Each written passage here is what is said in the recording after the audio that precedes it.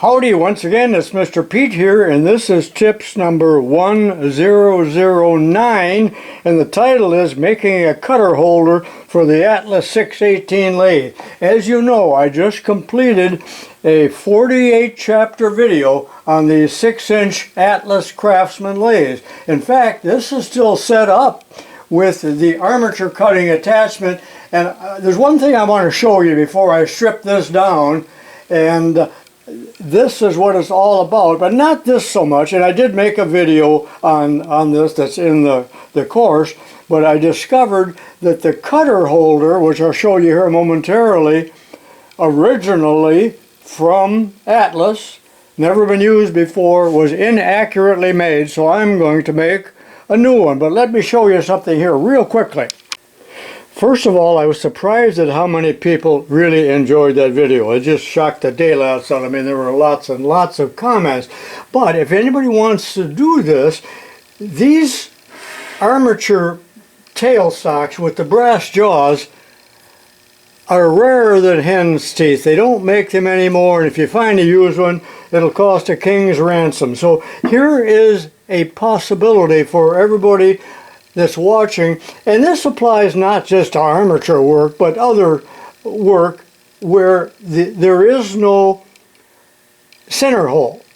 Take an oil light bushing, this I believe is 3/4, and everyone should have a selection of those. If you don't, put it on your wish list and you say, honey, that's what I want for Christmas, not a Old Spice gift set. I hate that. But anyway, see how nicely that fits? Nicely, it doesn't fit at all there. Okay, I don't know, I had a burr, I guess. Anyway, now that's got to be supported with a chuck, but you're not going to support it with the average chuck that you might have. It needs to be a large 3/4 chuck like that, but it's going to have a number 1 Morse taper, and well, you won't have that, but anyway, that can go in the tailstock and support it very well. So there is your option. One more thing. And if you're turning smaller armatures, like this is out of a power tool, be careful you don't cut yourself on the fan blades, but there's a little oil light bearing that goes right on, and this tailstock chuck with the number 1 is going to fit over that and can be held like that, and it'll work perfectly. And remember, you can do that on other projects, I already said that do not have a center hole, and I've been using that method for years on my bigger machines. Alright, now back to the business at hand. I'm going to take the undercutter off. So thanks again to Dan Buchanan for loaning me a bunch of things, including this attachment and the drawbar for it. So the purpose of this is to go through the spindle and to hold the cutter. Well, this hole does not run true. So, and I have told people over and over that you absolutely cannot hold a cutter in a 3-jaw chuck because it does not hold it firmly enough, and it can screw its way out, helix its way out. I don't know how many times I've said that. I hope that you understand what I mean. So I was forced in the video course, since I couldn't use this, to use a 4-jaw chuck, and I dialed it in perfect. It did work, but remember, a 4-jaw chuck can be pulled down much tighter than a 3-jaw, so it was successful. But the idea, this is called a Weldon shank, with the set screw on there, it can't come out. So I'm going to put the, always protect your thread. I know you're sick of hearing that. Now this belongs to Dan. Notice that there are 3 different spacers. I'll show you a picture of the original paperwork on that too. Some of these were sold with only 1 longer one, and I'll explain that momentarily if you can take it. So anyway, this goes in to the spindle hole, and then this gets tightened up to 3/8 thread. But as you can see here, I can't tighten it up. So that's what I wanted to explain to you. So I will remove one or two of these spacers until I get the correct amount. But I want to show you something interesting. Maybe I know I showed that in the video course. I don't think I showed it any other place. So let's just take a moment to study that. I'm totally aware that I repeat myself. That's because not everybody watches every video, but I have two of these 6-inch lathes. That is the Craftsman 6-inch lathe. That is the Atlas 6-inch lathe. They are identical. Well, not quite. And I've said this over and over and over, and I still can't figure it out. They do not have the same spindle. This thread is 1-inch diameter, 10 pitch. That's the Craftsman. And the Atlas has the coarser thread, and it's a 1-inch 8. That's a standard unified national coarse thread. Isn't that weird? But that's not the only difference. I have this huge calipers here sent to me by my girlfriend and Sarah. My girlfriend Sarah in Colorado, and some of you get the gag, but you know, that's about a $400 caliper, and this is its debut. And why am I doing this? I could use smaller tools, but I'm just showing it off. Okay, the length of this spindle, whatever that is, it doesn't matter. And now let me go over to the Craftsman. And you will see here that it's about 3/4 of an inch shorter. And that is why Atlas, I guess, knew that. Well, obviously they knew it. They built it. That's why we have spacers to accommodate that. So look what I had to do to accommodate this. I had to remove one of the thin spacers, and I happen to have a bushing in stock, and now I'm able to tighten up the adapter. Now what's next? I keep getting sidetracked because I forgot to show this in the video course, but originally the carriage lock just had a standard 7/16 bolt. There it is. Now I like to, which would require a wrench like this. When I lock my carriage, I like to leave the wrench on there, but of course I can't because it'll fall off. So I machined down a bolt out of square stock such that I can leave my wrench on there at all times and it won't fall off. Do that on all of your lathes. You will love it. You should leave the wrench on there, and that makes you aware that you have locked it and you do not force it. All right, back to the business at hand again. I interrupt this video again to get sidetracked, but you need an indicator all the time, and here's a great way to do that. And I honestly do not remember what I put in the course as opposed to what's in my free videos, because remember I worked 5.5 months on that course, and you know, a lot of that's just a blur. But anyway, buy yourself one of these 1.5-inch diameter indicators from Shars. They're only 15 or 20 bucks for crying out loud. That's 3 cups of coffee. And then I machined out of aluminum, but it could be any material, even hardwood, and that can be held in a traditional rocker type tool post. You'll love it. The indicator tip is on the adapter. Be careful you don't hit the set screw. You'll break your $15 indicator. I'm going to turn the machine on, but it runs virtually perfectly true. That's not the problem. So when you install your cutter, make sure that the set screw bites on the flat. Well, first of all, to me, that's a pretty sloppy fit. Look at that. Shame on you, Atlas, shame on you. Sometimes I crack myself up. All right, I'm going to put the indicator on the shank. Okay, the tip is right on the shank, and the indicator is zeroed out. I'm just going to rotate it by hand a couple revolutions. Look at that. It's 9 thousandths off. Now that is not acceptable. The cutter will be loping. So that happened from the fact, this is brand new. It has never been used even once. I apologize sincerely for the level of detail that I go through. But when you install a cutter in this type of holder, see, it won't come out now because the set screw is still in contact. But before you tighten it up, just snug it and pull it out as far as you can and then lock it. And if this comes loose or there's some other phenomena, it cannot come out any farther and destroy your work or your vise or whatever you're doing.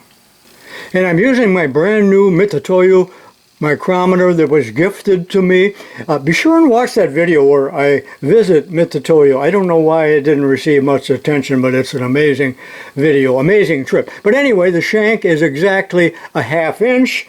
So that's really kind of like a plug gauge. I already showed you that it's sloppy, but I thought I would mic it with a Sterret for best results, of course. I'm going to mic that hole with the telescoping gauge right now. And it is 0.003 off. That doesn't sound like much. It's 2 human hairs. But it's too much. It should be 0 or almost on 0. By the way, that's a 3/8/16 thread that the drawbar fits in. Now there are several ways this could be repaired. This could be plugged, or we could change the diameter to perhaps 9/16 or 5/8. You know, there's several other awkward ways of doing it, but I want to make a new one. And by the way, both Craftsman and Atlas sold these adapters, and the purpose of them is to allow you to hold different diameter, and there they are. So you could hold 1/4, 5/16, 3/8, 7/16, and there they are, and they have a little window in them so that you can tighten the set screw. Pretty awesome. But that's beside the point. Okay, here's a 1-inch bar of coal roll, just the right size to make one of these. Just kidding, only a fool would start with a piece of bar stock. You smarter guys out there, which is all of you really, would buy from China through eBay a blank. So that's a number 2 Morse taper. And this is, it's a blank, see what I mean?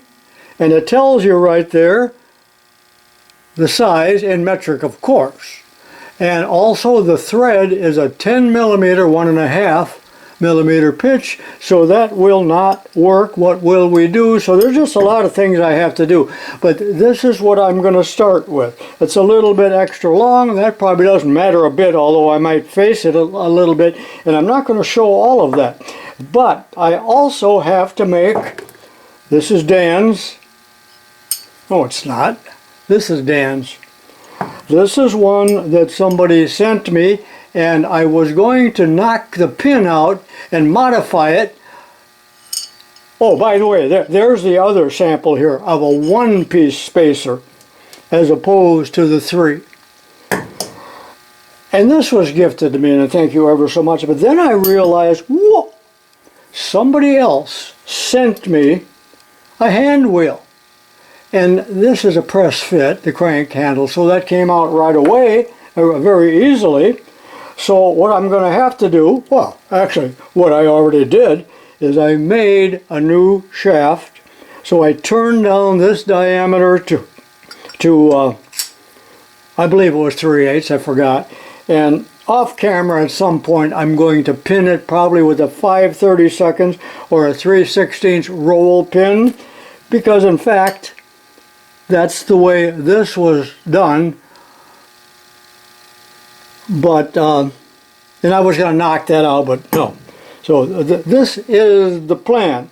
And I have already turned down to the metric size, 10 millimeter.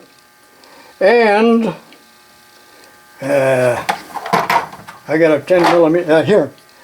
I threaded it 10 millimeter, 1.5 on the lathe. I'm not going to show that because it's already done, but it will fit perfectly, as you can see. And I can adjust the length here, whatever it happens to be, by making or borrowing one of these spacers. So that's all I'm going to say about the drawbar, other than I might knock the paint off. But you know, I don't like polishing or painting. And that was $12 or $15 on FACEPLATE. I believe it was FACEPLATE. Maybe it was Amazon, I don't know. But these are available in a wide variety of sizes, so don't fiddle around trying to turn a Morse taper, because you'll never get it perfect. I don't think, unless you're perfect, and I sure am not. But you know, that would be a lot of work, but it would be a lot of fun maybe. So what I'm going to do is put this in. Actually, I should do it in one of my bigger lathes, because on a 6-inch lathe, that's a pretty big hole. But the game plan here, and they did not do that at Atlas, I'm going to rough drill the bore.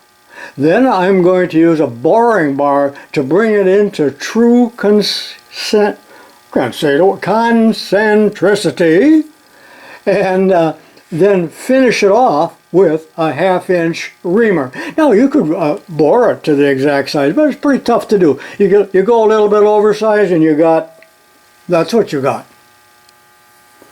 And that procedure is very important, and you can use it on many, many different projects. So if your bore doesn't run true, it's because you didn't use a boring bar. Sometimes it doesn't matter, depending on the project.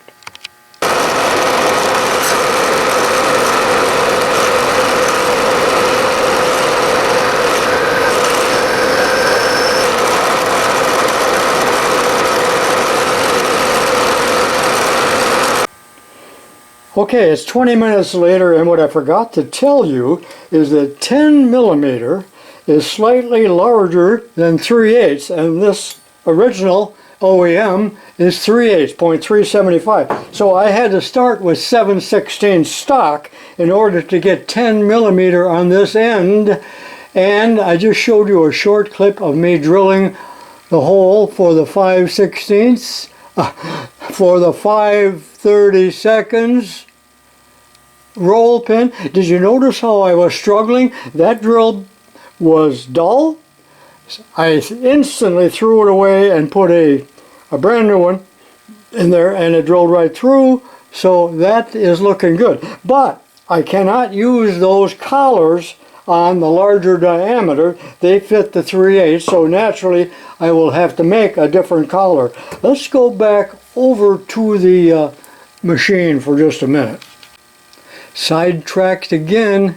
Some people like the detail, but you want to make sure that your cross hole is truly on center. There's 100 ways to do it, maybe 110 to find the center. This is only semi-important, so it's not going to show up because of the glare, but you can see where I milled a tiny little flat once I had the setup, and that helped me determine the center for drilling that hole, albeit a thousandth or two off, but no one will ever know.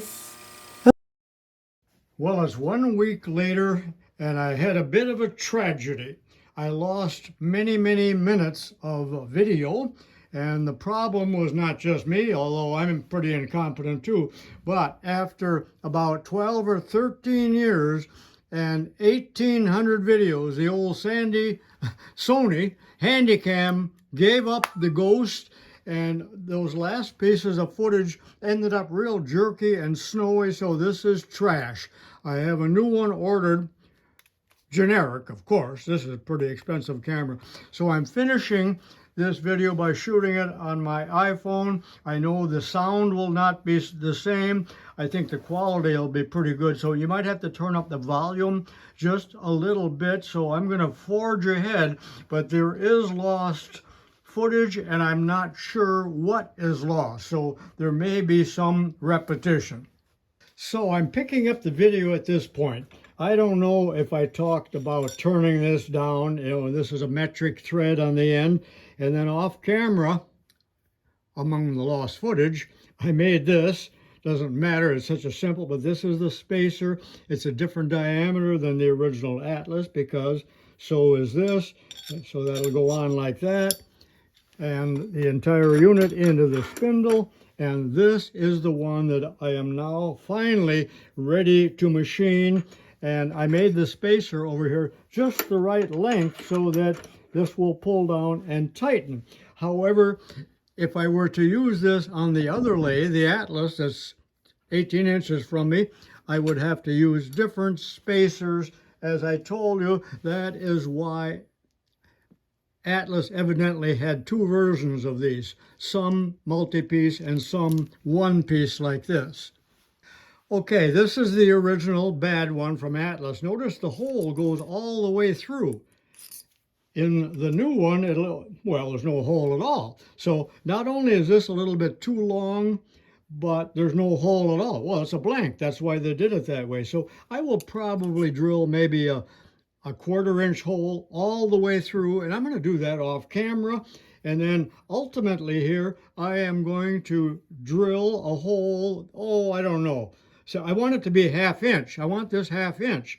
But remember, I'm going to drill, bore, and ream. So in order to use a boring bar, I will open up this hole to about 7/16, then do a little boring and finally reaming it, hoping to bring the hole into true concentricity. If I can't do that, this video will be scrapped.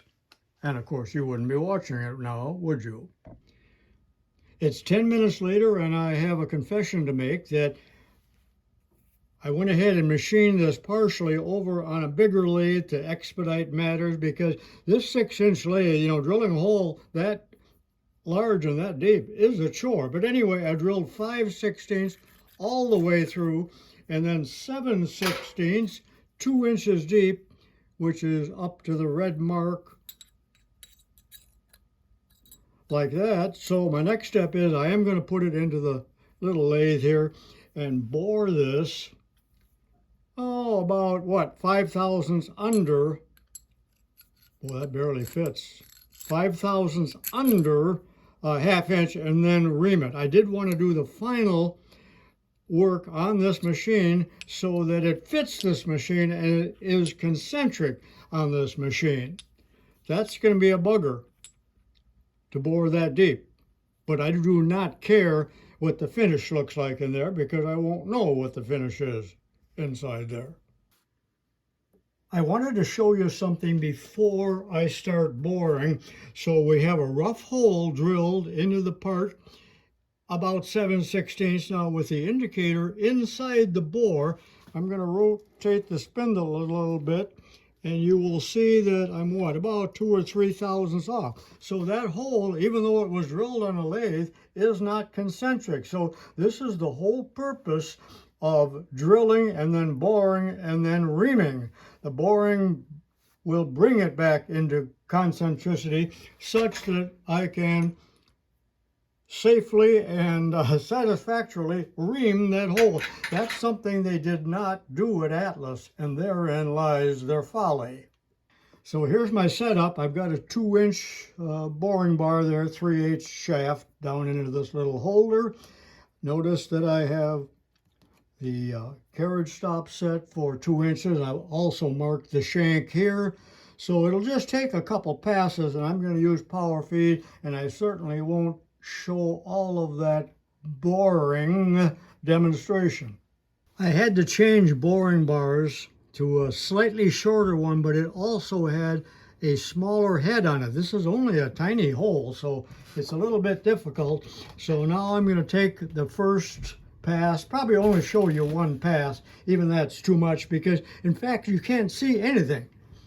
Well, and I, the operator, can't see anything. So it's all by hearing and feeling on a small hole when you are boring.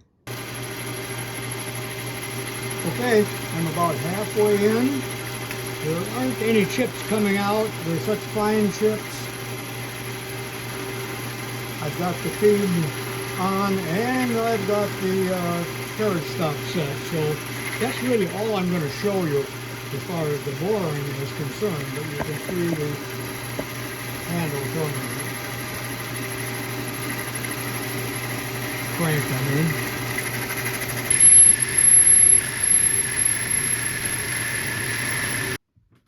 Very few people have ever seen this tool.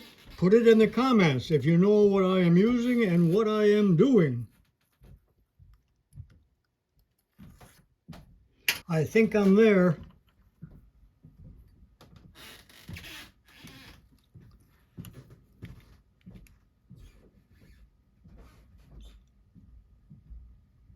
Okay, so I've got 7 or 8 thousandths to ream. I'm ready to ream. I did not enjoy the boring. It's very fussy. Well, I certainly hope this works. I had to turn down the end of the reamer to fit in a 3/8 chuck. I do not have a 1/2 inch chuck with a number 1 Morse taper. I thought I did. Now I'm in back gear, slow speed. So let's see what's going to happen here. It could stall the machine, even though it's only 6 or 8 thousandths off, or will the reamer turn in here, or I do not have enough travel here. There's all kinds of little problems with small machines.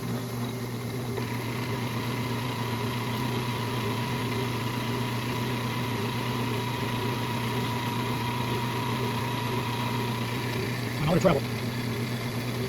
I'm out of travel. I backed it out. You can see quite a few chips there, but I have to move the whole tailstock in and now continue until it's bottomed out.